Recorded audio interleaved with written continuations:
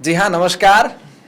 हमारे साथ टीजीएस में नए मेहमान, संपूर्ण भारत के कॉमेडी के स्टार जिनके व्यूज मिलियन में आते हैं, नीमाराम जी सारण सर, आपका स्वागत है।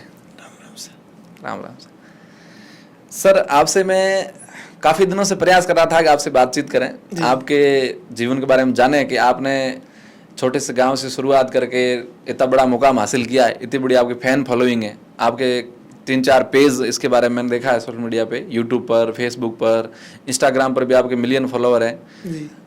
वैसे आपका पूरा परिवार ही स्टार है देखा जाए तो मुझे आपसे बातचीत करनी थी, जानना था कि जो लोग प्रयास करते हैं सोशल मीडिया पर ग्रोथ करने का, उसके बारे में भी, और आज आपने समय दिया उसके लिए आपका बहुत आभार, बहुत धन्यवाद।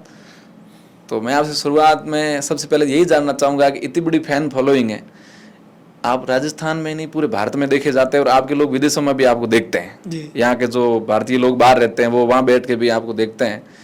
तो ये इतना बड़ा आपने स्टार कैसे हासिल किया है, इतनी बड़ी फैन फॉलोइंग कैसे बना दी? जी, मैंने तो शुरुआत से बहुत स्ट्रगल किया था। जब से स्कूल से फ्री हो गए थे 2008 में, तो उसके बाद में कॉलेज वगैरह किया नहीं, क्योंकि पढ़ाई में बहुत ही टफ थे। तो धीरे धीरे छोटे मोटे काम करने लग गए। अच्छा। कभी है जो होटल पे रहना, कभी है जो बस पे रहना, या कहीं कोई फैक्ट्री में कोई हेल्पर का काम करना। तो ऐसे छोटे मोटे काम बहुत सारे किए। तो ऐसे करते करते मैंने है जो अपना खुद का भी काम शुरू किया। तो खुद के काम में भी 1-2 साल के बाद धीरे धीरे है जो सफलता हासिल होनी बंद हो गई। तो उसके बाद में बहुत सारे संघर्ष भरे दिन बीते, 4-5 साल बहुत स्ट्रगल भरे थे। और उसके बाद में हम धीरे धीरे 2018 या 19 में जो सोशल मीडिया पर आ गए थे। सबसे पहले आपको ये आइडिया कहाँ से है कि सोशल मीडिया पे ही जाना है, मेरे को यही करियर बनाना है? मैं जब 2019 या 20 के आसपास जब ये लॉकडाउन शुरुआत हुआ था, उसी समय जब हम फ्री बैठे रहते थे तो ये थोड़ा का चाइनीज़ ऐप टिकटॉक थोड़ा ज़्यादा है जो चलन में था। तो उस समय हम भी है जो छोटे मोटे वीडियो बनाने लग गए। और हमें ये पता नहीं था कि भाई ये वीडियो बनाने से इतनी पॉपुलैरिटी मिलेगी, या आने वाले टाइम में हम यूट्यूब पे जाएंगे, फेसबुक पे जाएंगे, वहाँ से अर्निंग होगी। तो इन बातों से हम बिल्कुल अनजान थे। शौक के लिए बच्चों के वीडियो बना दिए, हमारे बना दिए, ऐसे हम बनाते थे। लेकिन वो धीरे धीरे वीडियो अच्छे चले।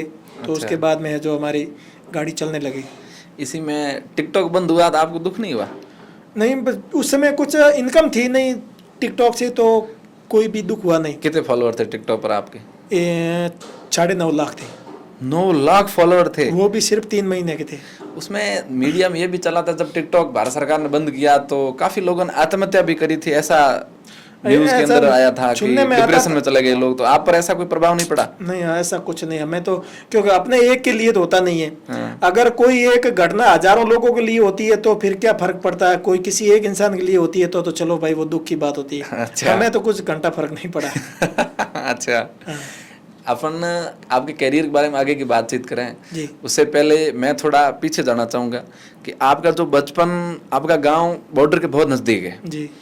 वहाँ आम सुविधाएं जो लोगों के लिए आज से 30 साल पहले जब आपका बचपन था, वो बचपन कैसा था? कहाँ से आपने शुरुआत करी? जी, मेरा जन्म 1988 का है। हाँ। तो 1988 का मेरा जन्म है। और उसके बाद में मैं 4-5 साल का हुआ जब 1992 में मैं पहली बार स्कूल एडमिशन लिया था। तो हमारे गांव में स्कूल थी, उस स्कूल में एक ही रूम हुआ करता था और उसके चारों तरफ है जो कांटों की बाड़ हुआ करती थी। अच्छा। और बॉर्डर से हमारा गांव पड़ता है सिर्फ 15 किलोमीटर दूर। ये बात 1990 के बाद की है? हाँ, ये 1990-92 की बात है। अच्छा। और उस समय हर चीज़ की बहुत ही अभाव था, जैसे सड़कें हो गई, पानी हो गया, या लाइट हो गई। इन चीज़ों का पहले अभाव था। ये तो सभी अभी व्यवस्थाएं हुई है। अच्छा। 2010 के बाद इन चीज़ों की व्यवस्थाएं हुई है, खास करके मोदी जी आए उसके बाद में। अच्छा। तो इन चीज़ों का पहले से बहुत अभाव था बॉर्डर इलाके में। अच्छा। और आज के टाइम में मैं देखता हूँ तो इधर बाड़मेर साइड में काफ़ी गाँवों में इन चीज़ों का बहुत अभाव है, लेकिन हमारे उधर ये अभाव बिल्कुल नहीं है। अब नहीं है? नहीं। तो बौराणों के अब जब हम स्कूल गए थे तो उसके बाद में धीरे धीरे मैंने जो हमारे वो स्कूल थी 5वीं तक की, तो वहीं पर मैंने पढ़ाई की थी। और उसके बाद में हम सन 2000 में हम आ गए थे धोरिमना पढ़ने के लिए। अच्छा, कौन सी क्लास में एडमिशन लिया धोरिमना में? धोरिमना में 6ठी क्लास में एडमिशन लिया था। कौन सी स्कूल में?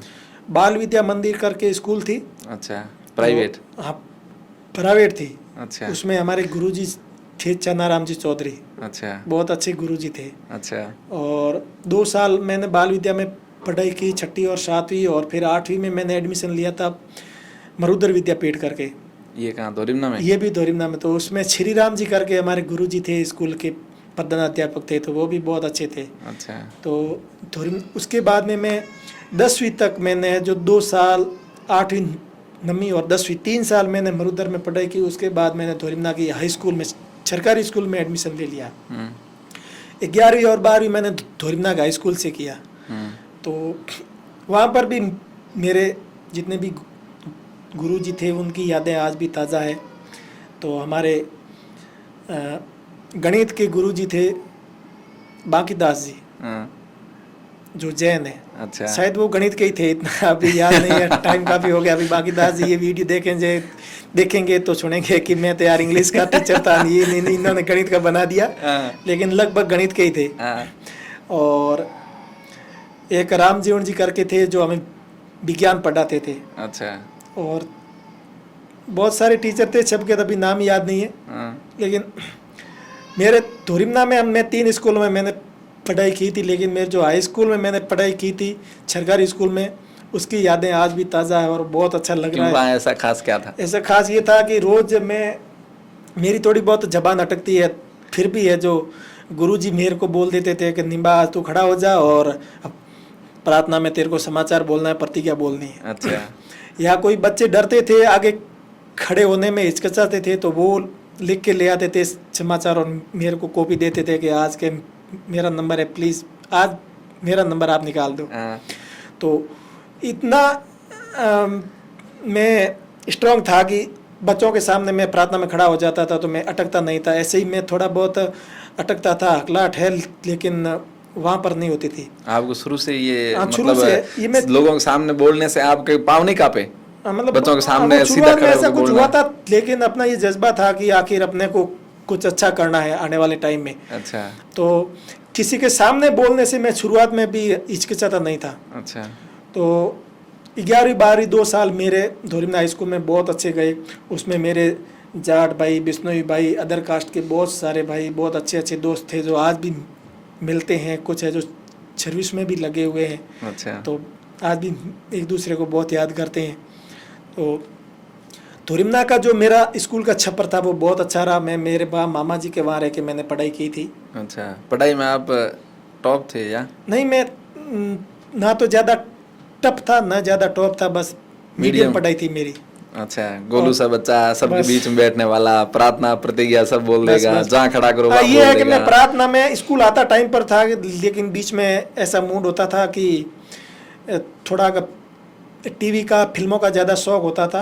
अच्छा तो उस समय धोरिमना में आसपास घरों में और मेरे मामा जी के घर ब्लैक एंड वाइट टीवी हुआ करती थी और केबल कनेक्शन हुआ करता था। अच्छा तो फिल्मों का शौक होता था, तो स्कूल में ज़्यादा टिक नहीं पाता था।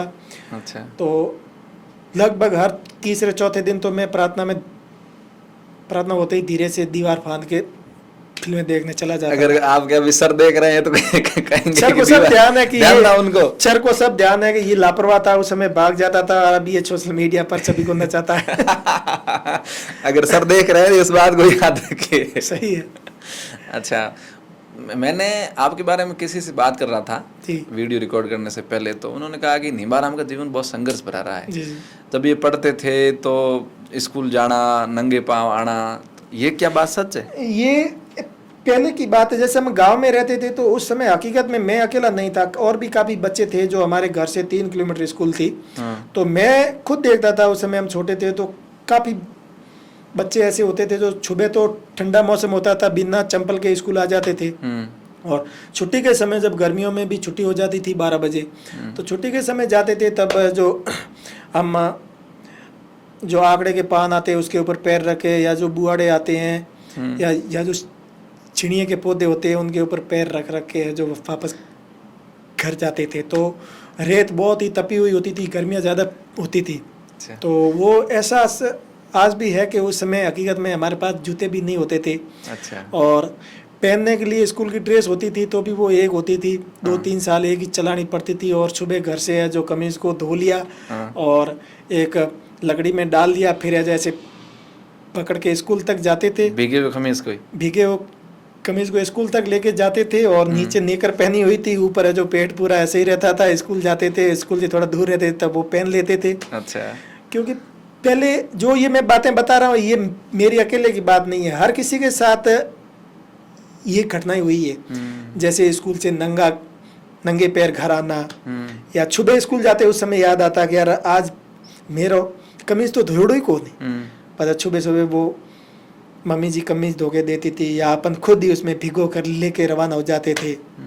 तो आंकड़ा आता है, आंकड़े की अपन है जो डंडा तोड़ के उसके अंदर वो कमीज को डाल के लेके चले जाते थे, तो वो एकदम खुला रहता था। तो क्या क्या स्कूल जाते उस समय आवाज से सूख जाता था।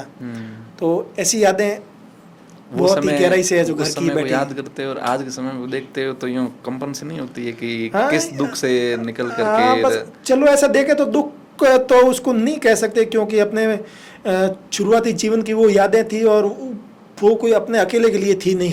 ऐसी हर किसी ने ये छोटी मोटी चीजें हैं जो उनको चयन किया है। अच्छा। भाई मैं मानता हूँ कि आप छोटे थे उस समय, आप भी कोई एकदम से तो कोई विकसित थे नहीं। मेरे तो क्या है कि हमारे हम 3 भाई हैं। हाँ। तो मेरे बड़े वाले दोनों भाई मेरे से पहले ही हमारे स्कूल जाते थे। हाँ। तो मेरा ज्यादा ये रहा नहीं, मैं तो उनके कंधों पे ही गया हूँ। हाँ, 2-3 वो साल बात तो बड़े सही भाई है। के कंधे पे ही स्कूल गया, और वो स्कूल बात वापस सही लेके है। आए मेरे को। तो हमें ये जो आप बता रहे हो ना, ये हाँ मैंने आपके बारे में मतलब सुना है कि बॉर्डर के इलाके में काफी ऐसे परिवार थे जहाँ जूते चप्पल बच्चों को प्रोवाइड नहीं होते थे। नहीं होते थे। बहुत मुश्किल से स्कूल पढ़ना यानी कि एक बहुत बड़ा अभियान था कि स्कूल जाना है, घर पहुंचना है। तब तक वो सोचते थे कौन सी खेरड़ी, कौन सा बुआड़ा, कौन सा सिणिया, कहाँ वो सारी चीजें उनकी तय थी कि वाह होते हुए जाना है। हमने रियल में ये जो आंकड़े के पत्ते आते हैं ना, हाँ। वो 3-4 पत्ते इकट्ठे करके हमें जो पाँव के नीचे एक जो वो तुम्बे की वेल आती है ना, तो उससे हम बांध के और जो उनको चंपल बना के पहन के हमें जो धूप में जाते थे, स्कूल से बाहर आते थे, फिर है जो किसी पेड़ पौधे के नीचे बैठ के वो आंकड़े के पान है जो तोड़ के लाते, फिर तुम्बे की वेल ढूंढते और फिर उसको है जो हम बांधते थे। तो मतलब हर चीज़ का, छोटे मोटे हर चीज़ का हमें है जो अनुभव हो गया था उस समय। अच्छा। आज के समय में बच्चों को बहुत सारी सुविधाएं हैं, हाँ। स्कूल छोड़ने जाती है, बसें घर पर आती है, और पढ़ाई को लेकर के ट्यूशन वगैरह सब है। इस समय को लेकर के अपन जो आप पढ़े हो, आपसे पहले का जो समय पढ़ाई को लेकर था 1990 से 2000 से पहले का मान के चलें, तो उस समय में अब के पढ़ाई के साधनों में इतना फर्क आ गया है। और टैलेंट को लेकर के बच्चों की सुविधाओं लेकर, सुख सुविधाओं लेकर आप क्या सोचते हो? अब जितनी ज्यादा सुख सुविधाएं हो रही है ना, जैसे अपने मारवाड़ी में बोलते हैं ना कि जिन्हें फोड़ो नहीं पड़े वो है जो हो रहे हम आगे नहीं बढ़े। अच्छा। तो जितनी ज़्यादा सुख सुविधाएं होती है उतना ही है जो बच्चा लापरवाह होता जाता है। अच्छा। चाहे वो किसी का भी बच्चा हो, चाहे वो गरीब का हो चाहे अमीर का हो। अच्छा। और जो बच्चे जिंदगी में दुख देखते हैं ना, वो चाहे सरकारी स्कूल में है तो ही वो पढ़ लिख कर सफल हो जाते हैं। अपन देखते ही हैं आजकल गरीब लोगों के जो बच्चे होते हैं पूरी पढ़ाई सरकारी स्कूल में करते हैं, वो काफ़ी लोग हैं जो सर्विस लग जाते हैं। अभी राजस्थान के अंदर 12वीं का रिजल्ट आया ना जी, उसमें सरकारी स्कूल की बच्ची ने 99.8 रिजल्ट लाया है उसमें। जी। तो ये मतलब पढ़ के कर सकते हैं आज भी, अगर गरीब बच्चा पढ़ना चाहे तो सरकारी में भी। हाँ, ये अपने यहाँ के नहीं मतलब पूरे इंडिया के लोगों का यही मानना है कि बस प्राइवेट स्कूलों में ही पढ़ाई होती है। अब मैं दूसरों की बात क्यों करूँ, मेरा खुद का बच्चा है जो प्राइवेट स्कूल में पढ़ा है, चित्रू। हाँ, मैं खुद है जो जब धोरीमना पढ़ाई करने के लिए सन 2000 में आया था, तो सन 2000 में आज से 24-25 साल पहले की बात है, उस समय भी मैंने भी प्राइवेट स्कूल में एडमिशन लिया था। बोलो। अच्छा। तो मतलब लोगों की ये धारणा है कि प्राइवेट स्कूल में अच्छी होती है पढ़ाई, लेकिन मैंने जब 10वीं 12वीं में गवर्नमेंट स्कूल में एडमिशन लिया धोरीमना में, तो उस समय मेरे को एहसास हुआ कि पढ़ाई तो गवर्नमेंट स्कूल में भी बहुत होती है। अच्छा। बहुत ही अच्छे अच्छे टीचर थे, अच्छे प्यार से पढ़ाते थे और बच्चों का मन भी बहुत रखते थे। अच्छा। ज़्यादा पीटते भी नहीं थे, और अगर कोई बदमाशी करता है, पढ़ाई नहीं करता था, तो उनके लिए तो पिटाई जरूरी है। ऐसे ही तो है जो बच्चे नालायक हो जाते थे। सही बात। तो मेरे को सरकारी स्कूल का हकीकत में अनुभव बहुत अच्छा रहा।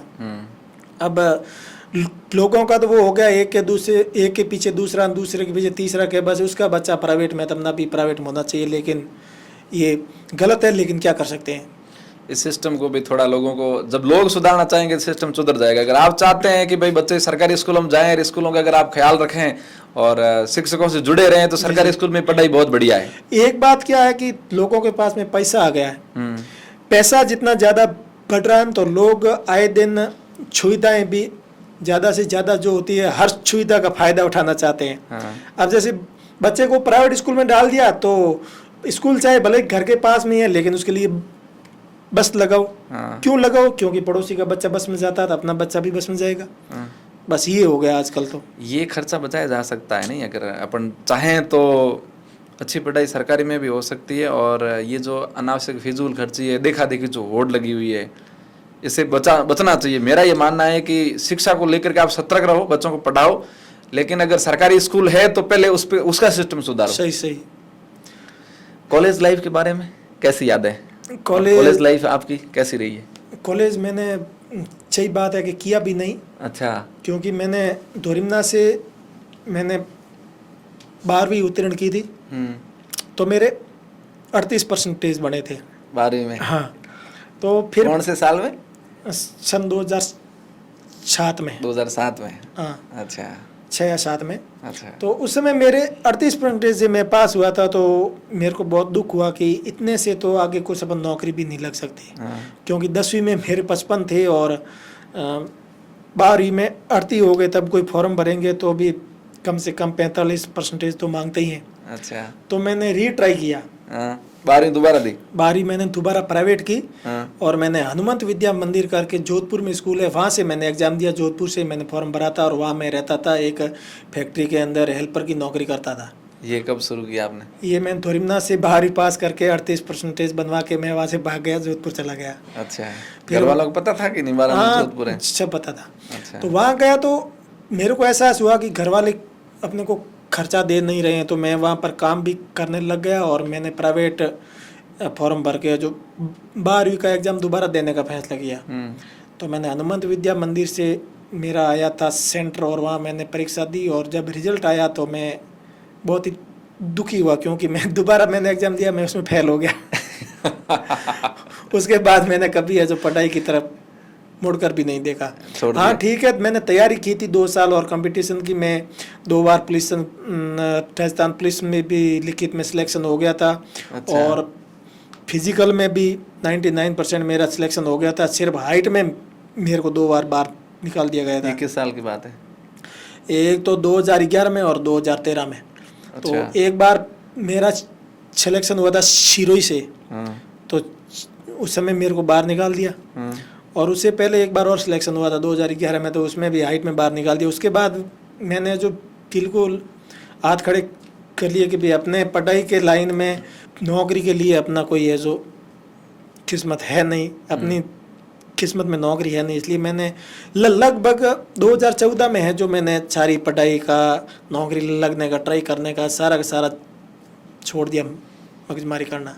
आपके बारे में मैं सोशल मीडिया पे सर्च कर रहा था, गूगल किया, तो उसमें आया कि निबाराम जी पहले तस्कर थे। मतलब तस्कर तो आज तक नहीं बना होते, कैसे हम सुनते हैं किसी तस्कर से दोस्ती भी नहीं है। हाँ। लेकिन जो अपने से जलने वाले हैं, हाँ। जिनसे अपने नहीं बनती है, फिर वो ऐसी अफवाह बनाते हैं। ऐसे तब लोग ऐसे भी बहुत अफवाह बनाते हैं कि ये लूट मार भी करता है न, इसके ऊपर बहुत सारे केस भी हैं, ऐसे भी लोग अफवाह फैलाते हैं। तो उससे क्या होता है, क्या फर्क पड़ता है? हाँ, इसके बारे में भी मैंने देखा था गूगल पे कि निबाराम पर मारपीट का मामला दर्ज है, लूट का, मारपीट का, गुंडागर्दी का।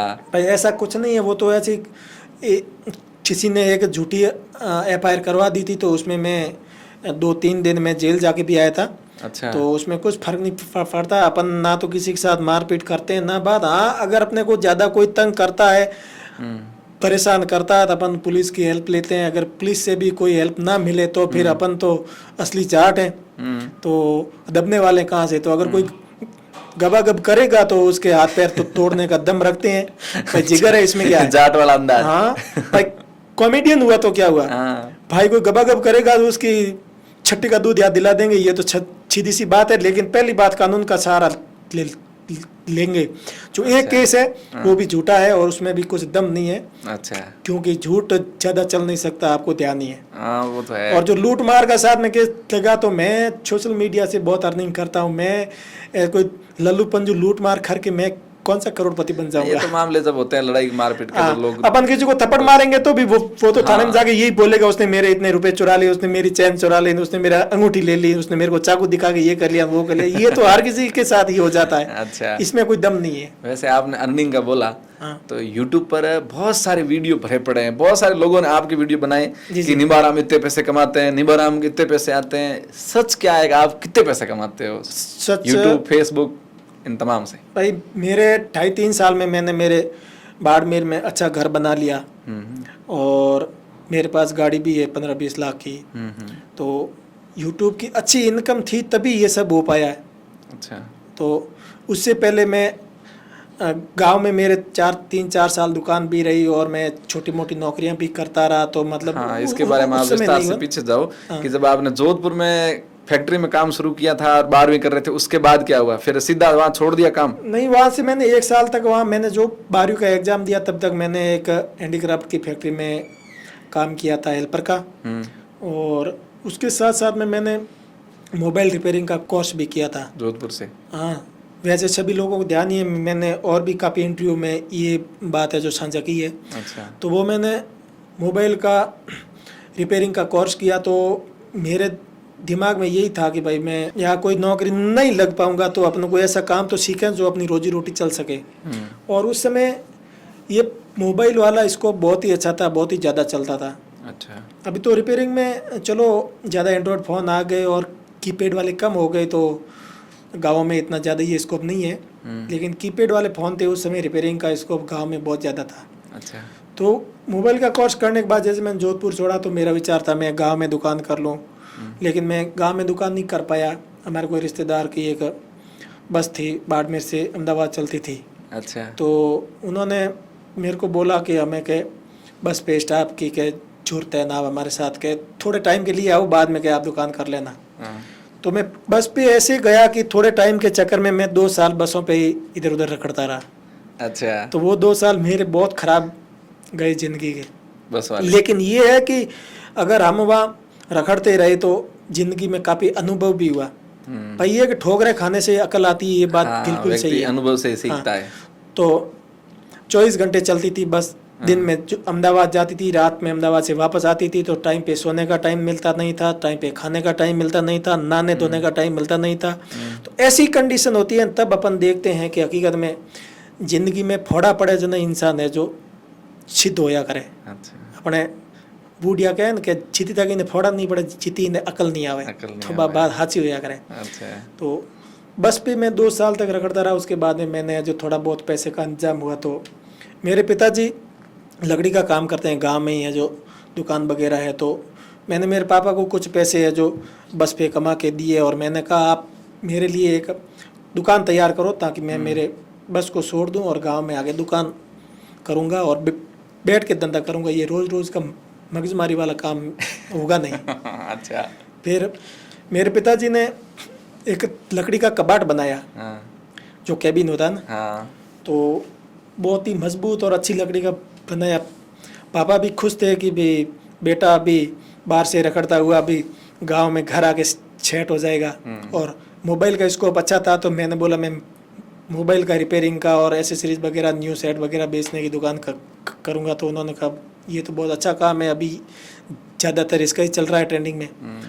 तो मेरे को महीने भर में पापा ने अच्छा सा एक कैबिन बना के अंदर फिटिंग वगैरह, कांच वगैरह लगा के एकदम चकाचक करके दे दिया। अच्छा। और उस समय 2012-13 में वो उन कैबिनों का चलन होता था हर जगह, बाड़मेर में, धोरीमना में, कहीं भी देख लेते।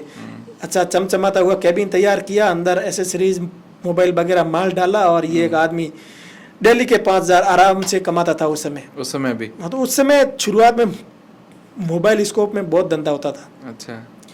तो फिर मैंने इधर उधर वो पैसा था जो थोड़ा बहुत कैबिन में लगा दिया, थोड़ा बहुत इधर उधर से उधार किया, और ऐसे करके मैं 1,00,000-1,50,000 का दुकान के अंदर लाया माल।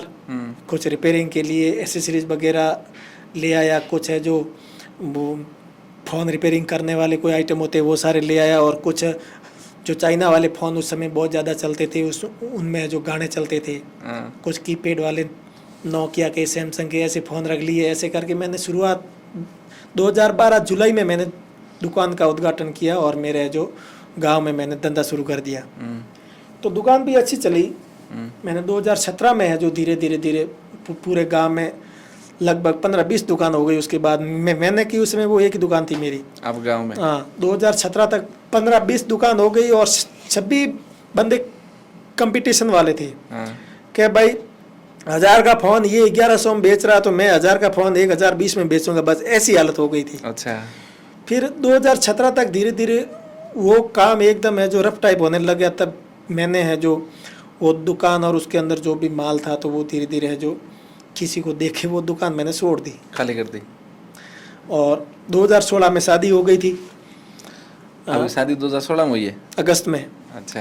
तो 2016 में शादी हो गई तो ऊपर कुछ जिम्मेदारियां आई, तो फिर मैंने सोचा ये दुकान वाला छोटा धंधा है और अभी कंपटीशन हो गया, ज़्यादा अर्निंग भी नहीं है, तो और कुछ अच्छा काम करना चाहिए, अर्निंग भी ज़्यादा हो क्योंकि फैमिली को संभालना ज़रूरी होता है। तो इसके बाद में धीरे धीरे हम फोटोग्राफी भी मैं करता था। और हाँ, इसके बारे में बताइए आप। फोटोग्राफी के बारे में भी मैंने देखा गूगल पे। फोटोग्राफी में जब से मैंने दुकान की थी फोटोग्राफी करते थे। स्टूडियो वगैरह कुछ नहीं था। जब से मैंने 2012 से गांव में दुकान की थी तब से मैं साथ में कैमरा रखता था, और आसपास में विवाह शादी होती थी तो वो मेरे को ऑर्डर आते थे। अच्छा, आप खुद जाते थे वहाँ ऑर्डर हाँ, करने? मैं जाता था, या कोई लड़के को, जैसे मैं एक दिन के 200-300 रुपये देता था तो वो चला जाता था। ऐसे करके धीरे धीरे चलाते थे। और जिस दिन मैंने दुकान बंद की तो 2017 में मैंने जो कैमरे वाला काम भी छोड़ दिया था। अच्छा जी। 17 के बाद फिर क्या किया आपने? 17 के बाद फिर मैंने